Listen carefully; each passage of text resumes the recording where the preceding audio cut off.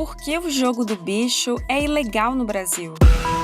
Este é o Visão Libertária, sua fonte de informações descentralizadas e distribuídas.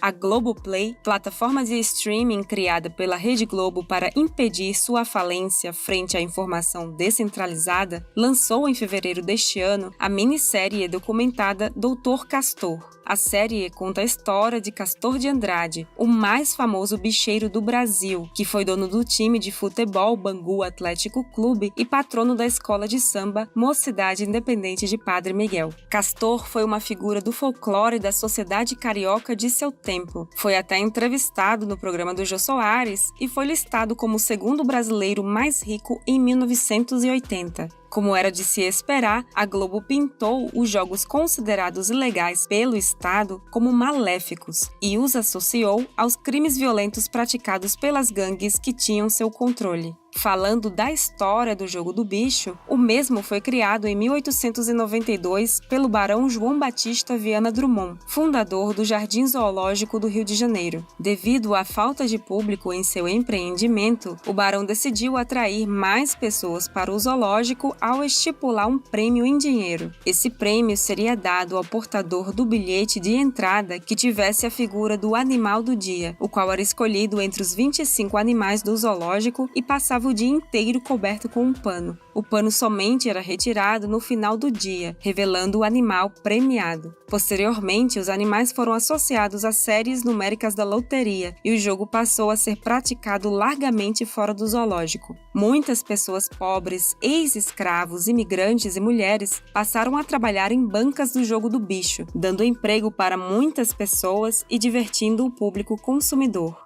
Não era um jogo regulamentado pelo Estado, mas houve momentos em que a polícia ignorava e em outros reprimia. Dona Eurídice foi uma das senhoras humildes que, para poder ganhar um dinheirinho, atendia em sua casa fregueses do jogo do bicho. Eurídice era viúva e sustentou sua filha com o jogo do bicho no bairro de Bangu. Sua filha, Dona Carmen, casou com Eusébio de Andrade. Carmen trabalhava em laboratório farmacêutico e Eusébio era condutor de trem. Eles herdaram e começaram a lucrar com o jogo do bicho. Eusébio virou presidente do Bangu Futebol Clube e eles tiveram Castor de Andrade como filho. Castor relatava que seu pai não era tão interessado no jogo do bicho, então ele resolveu tomar conta dos negócios de sua família. Diferente de seus familiares e das pessoas de seu bairro, Castor já havia nascido com muito dinheiro. Ele estudou na famosa escola elitista Dom Pedro II e se formou em Direito na UFRJ. Por conta disso, foi chamado de doutor por muitos, tendo uma grande habilidade de oratória e de conseguir acessar e se relacionar com a alta cúpula da política nacional, além dos membros do Estado. Ele se tornou uma figura carismática para o povo, por conta de seu patrocínio ao futebol e ao carnaval. Inclusive, foi sob pressão de Castor que foi fundada a Liesa, Liga Independente das Escolas de Samba do Rio de Janeiro, sendo ele o primeiro presidente da instituição. E também foi por causa dele que foi fundado em 1984 o Sambódromo da Marquês de Sapucaí. No período da promulgação do AI-5, o regime militar brasileiro quis demonstrar à sociedade civil que ele era o patrocinador da moral e dos bons costumes, e então determinou a prisão de bicheiros. Castor passou alguns meses na prisão por enriquecimento ilícito, mas logo foi liberado. Com o fim da ditadura militar, vários agentes da ditadura migraram para o trabalho de capangas dos bicheiros. Por um período, Castor empreendeu com máquinas caça-níqueis, mas não teve tanto lucro como no jogo do bicho. Agora, senta que lá vem os detalhes. Castor foi um homem bastante violento. Em 1966, ele chegou a invadir um campo de futebol armado para agredir o árbitro. Há relatos dos próprios amigos do Castor sobre momentos em que ele pegava sua pistola ou metralhadora para atirar e intimidar seus inimigos e até os amigos. Seus seguranças eram policiais e militares, e muitos agiam como seus capangas, como o policial Osman Pereira Leite, que mais tarde foi indicado por Castor à presidência da Mocidade Independente. Osman participou do assassinato de um homem chamado Pedro, apenas por esse não revelar onde estava seu amigo Joinha, um cara que era acusado de roubar pontos de bicho em áreas que pertenceriam ao Castor. Em outro caso, em 1973, um funcionário de Castor chamado Vicente de Paula apareceu morto em um rio, com o corpo cravado de bala e sem uma mão, dias após ele ter chamado Castor de ladrão. Em 76, o bicheiro Euclides Panar falou em jornal que o resultado do bicho estava sendo fraudado e acabou sendo assassinado. Em 1980, o policial Mariel Marisco quis participar do jogo do bicho, mas acabou sendo metralhado na rua. Finalmente, em 1993, a juíza Denise Frossard determinou a prisão de Castor de Andrade e outros 13 bicheiros por associá-los a 56 homicídios ocorridos no Rio de Janeiro. Em 94, o Ministério Público divulgou documentos de Castor que comprovavam o pagamento de propinas para muitos policiais e políticos, como Fernando Collor, Paulo Maluf e até a deputada Cidinha Campos. Sim, a arqui-inimiga do nosso herói Daniel Fraga. Em 97, mesmo em prisão domiciliar, Castor costumava ir à casa de seus amigos para jogar cartas. Foi em uma dessas saídas que ele morreu de um ataque cardíaco.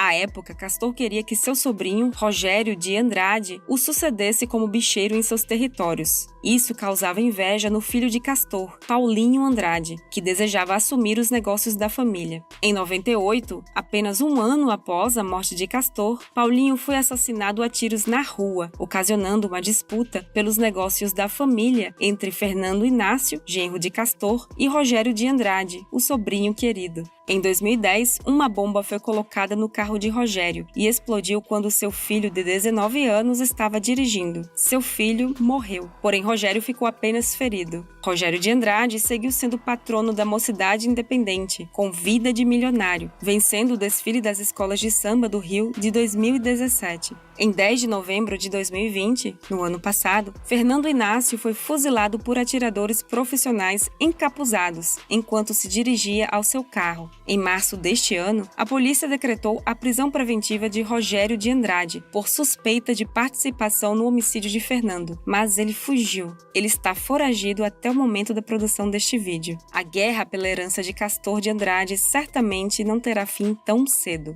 Quanto ao jogo do bicho, a narrativa da Globo e de muitas pessoas é de que o comércio desses jogos é inerentemente maléfico. A realidade é que a proibição de produtos muito demandados cria uma espécie de peneira que retira os comerciantes pacíficos do mercado e só deixa passar os comerciantes mais agressivos e os assassinos. É isso que existe no Brasil de hoje. A proibição, tanto de drogas como de jogos ditos de azar, leva ao surgimento de máfias perigosas, assassinas e monopolísticas. Eles têm incentivos para assassinar os concorrentes, visto que, de qualquer forma, eles já são considerados criminosos. É por isso que não vemos guerras e assassinatos entre concorrentes no mercado de odontologia, por exemplo, ou no mercado de vendedores de peixes. Mas existe guerra no mercado de jogos ilegais e outros comércios que são julgados como ilegais pelo Estado. Há demanda pelo jogo do bicho, então ele continuará existindo, independentemente da vontade dos políticos. Em relação à guerra de sucessão patrimonial entre familiares do Castor, a mesma poderia ter sido evitada por meio da única regra ética capaz de finalizar guerras pela posse de bens, a ética da propriedade privada. Como supostamente Castor era o dono do seu empreendimento, era o direito dele poder vendê-lo ou doá-lo para quem quisesse. Aqui vai uma dica para você que quer evitar guerras judiciais e guerras envolvendo violência física por causa do seu patrimônio. É preferível que você documente ainda em vida, seja em papel ou vídeo, para quem ficará seus bens mais valiosos. O jogo do bicho e outros jogos que são considerados pelo Estado como jogos de azar deveriam ser liberados, pois só os consome quem quer.